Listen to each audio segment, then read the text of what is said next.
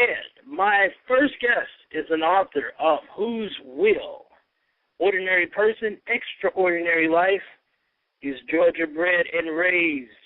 Right here on our show, please welcome the one and the only author-writer, Mr. Willie L. Harris, Jr. to the show.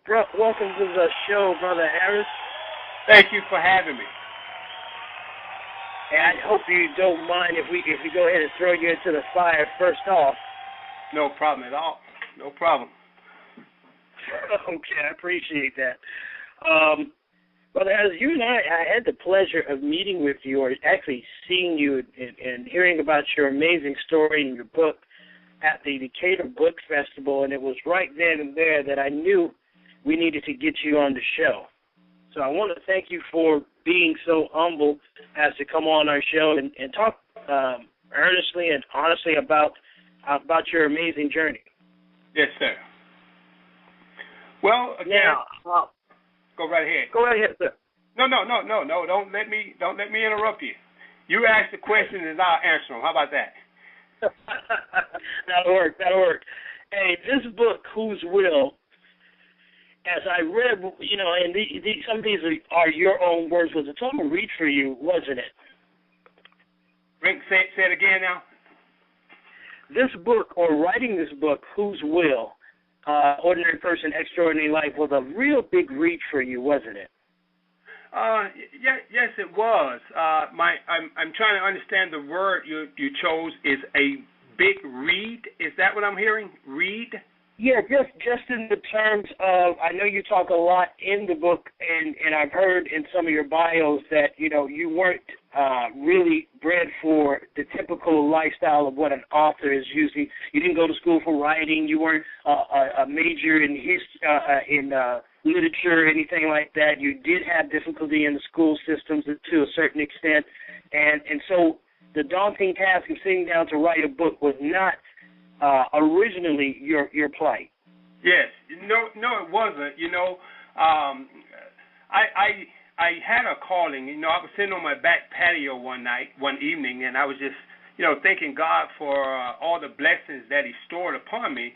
And, the Holy Spirit told me, I asked God, I said, what do I do now? I've been through so much in life, and I had so many challenges, but it really didn't make sense to me. How could I become such a successful businessman after having so many challenges? And, the Holy Spirit said, what I need you to do is tell your story. And, I knew then that by getting the calling from God, I knew that if He gave me the assignment, He would give me the resources, the courage, the knowledge, and the people that it took to make this happen. And yes, it was a big challenge for me to produce this story. Wow, that's amazing. And as we get further along in the story, I think people will understand that initial question and how it comes back. What or who encouraged you in spite of your lack of reading? I know you said you heard the calling of God. Was there any one particular person, a family member, a friend, or a situation that said, you know what, I'm going to sit down tonight or today and start the first sentence of this journey, of this novel, of this memoir that I'm going to write? Well, if to answer that question, I would have to say again, and I'm going back to what I just said. I was encouraged by the Holy Spirit, because if you read the story, or if you have read the story, you will probably see in the story that throughout my life, even as a child, I've had this supernatural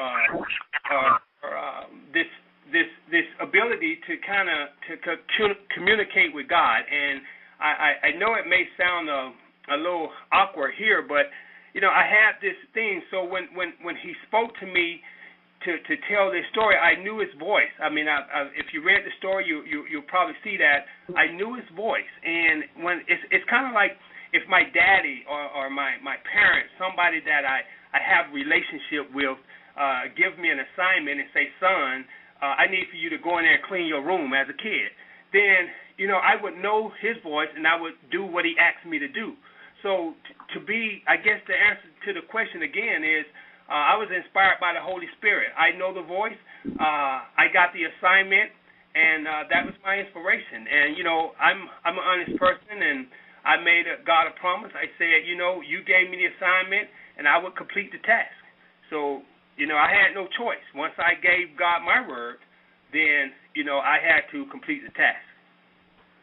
We're going to come back to more of your spiritual side and how that impacts your journey.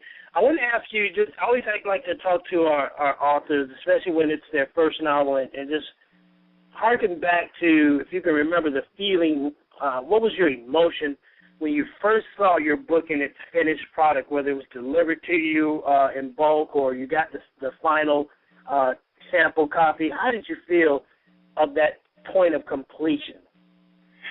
I mean, it was amazing because it took me, it took me 7 years to produce this story, and and every time that I thought that I had gotten the book to a place of completion, it would go back and I would have to start over again, or it would go into edit and they'll send it back to me and they'll say, okay, you need to fix this, you need to do that.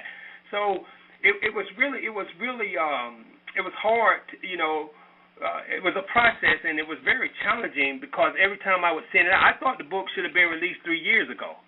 But, I guess, my time and God's timing is totally different. And I was really, I'm really honored to have it. I guess the point I like to make, is that the faith that I had when I got the calling is all I had to do was stay consistent, and it would happen.